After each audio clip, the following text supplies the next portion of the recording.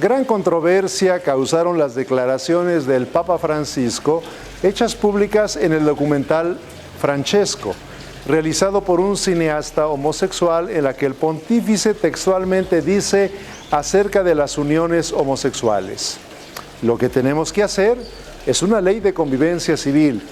Tienen derecho a estar cubiertos legalmente. Siendo por otra parte que la postura oficial de la Iglesia es la que aparece claramente en el documento de la Congregación de la Doctrina de la Fe, emitido en 2003, que se opone tajantemente, ya no digamos al matrimonio entre homosexuales, sino incluso a ese tipo de legislaciones tramposas que inevitablemente conducen al reconocimiento de falsos derechos.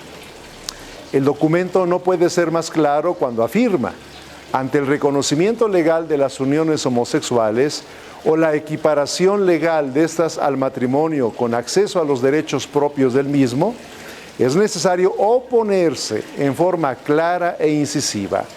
Hay que abstenerse de cualquier tipo de cooperación formal a la promulgación o aplicación de leyes tan gravemente injustas.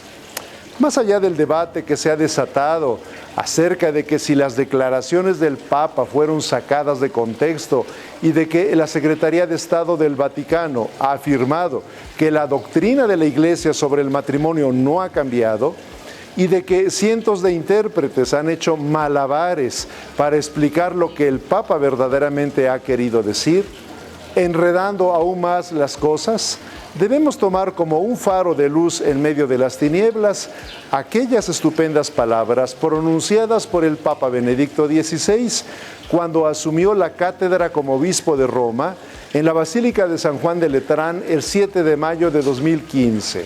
Dice: el Papa no es un soberano absoluto cuyo pensamiento y voluntad son ley.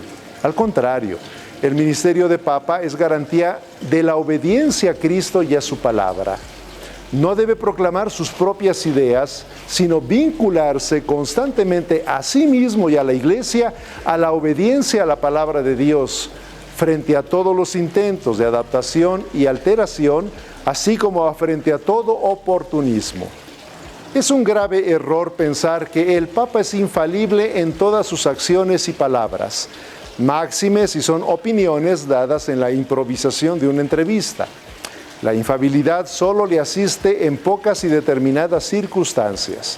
En la misma homilía antes citada, el Papa Benedicto afirma: aquel que es titular del ministerio petrino debe tener conciencia que es un hombre frágil y débil, como son frágiles y débiles sus fuerzas, y necesita constantemente purificación y conversión.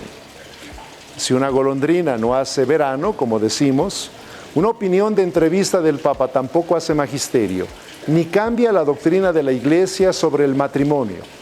Las uniones civiles o los falsos y abusivamente llamados matrimonios de las personas del mismo sexo son contrarios a la palabra de Dios y a la enseñanza de la Iglesia. Por lo mismo, son un pecado grave que no pueden tener aprobación y justificación en ningún caso.